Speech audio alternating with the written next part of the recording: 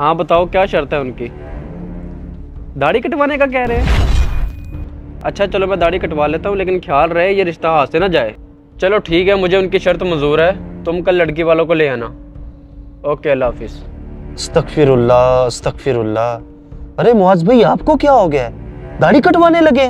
हाँ जी दानिश भाई, मेरी मजबूरी है, मैं शौक से नहीं कटवा रहा। ऐसी भी क्या मजबूरी आ गई मुआज भाई, जो बात दाढ़ी कटवाने तक आ गई है?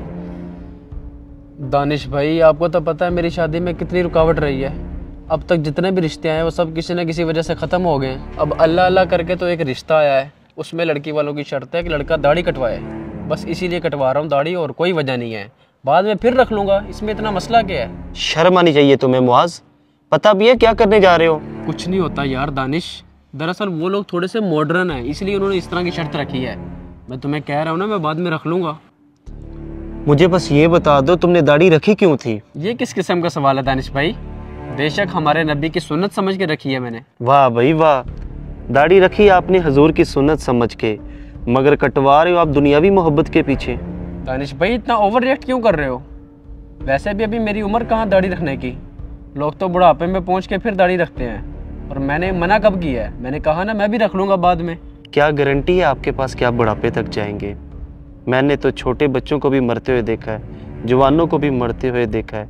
बुढ़ापा तो खुश नसीबों को मिलता है मुआज भाई। ये तो आप अल्लाह का शुक्र अदा करें, अल्लाह ताला ने आपको तौफीक बख्शी कि आपने जवानी में नबी पाक सल्लल्लाहु अलैहि वसल्लम की सुन्नत को ज़िंदा किया। और आपको पता है पुरफितन दौर के अंदर नबी पाक सल्लल्लाहु ताला अलैहि वसल्लम की एक सुन्नत को ज़िंदा करना 100 शहीदों का सवाब मिलता है। इतने बड़े सवाब से महरूम होने लगे आप। लेकिन दानिश भाई मेरी शादी। और मुआज भाई शादी की टेंशन ना लें, आपको पता है लोहे महफूज पर अगर आपके नसीब में रब ने शादी लिख दी है तो चाहे दाढ़ी हो या ना हो आपकी शादी हो कर रहेगी। अगर आपके नसीब में अभी शादी नहीं है तो जितनी मर्जी कोशिश कर लें, चाहे दाढ़ी कटवा लें, कुछ भी कर लें, आपकी शादी नहीं होगी। और आपको पता है जितने भी अंबिया कराम दुनिया में तशरीफ़ लाए हैं, औलिया कराम तशरीफ़ लाए हैं, इन सब की दाढ़ियाँ थीं। क्या इनकी शादियाँ नहीं हुई? बाज़ों की तो 4-4 हुई हैं। तो मुआज भाई दाढ़ी रुकावट कभी भी नहीं हुई। आपको पता है अल्लाह तबारक व तआला ने मर्द को दाढ़ी से और औरत को पर्दे में जीनत बख्शी है। हम क्या करते हैं, हम जनाब जीनत को जनाब उतार कर गंदी नाली में बहा देते हैं और हम कहते हैं हम आशिक रसूल हैं, गुलामी रसूल में हमें मौत भी कबूल है। दाढ़ी कबूल है नहीं तो मौत कैसे कबूल होगी मुआज भाई? नबी पाक सल्लल्लाहु ताला अलैहि वसल्लम ने फरमाया कि मूँछों को पस्त और दाढ़ी को माफ़ी दो, यानी बढ़ाओ, आतिश परस्तों जैसी सूरत ना बनाओ।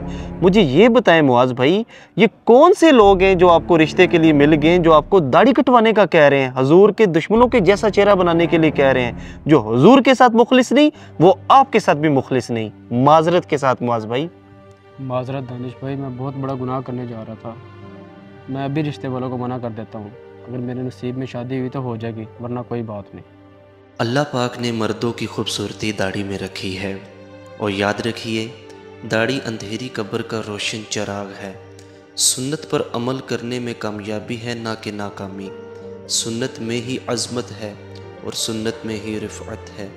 प्यारे दोस्तों, अगर आपको हमारा ये मैसेज पसंद आया इसे ज़रूर शेयर कीजिए, हमारे पेज दानी भाई को ज़रूर फॉलो कीजिए और कमेंट सेक्शन में अपनी राय का इजहार ज़रूर कीजिए। बहुत शुक्रिया।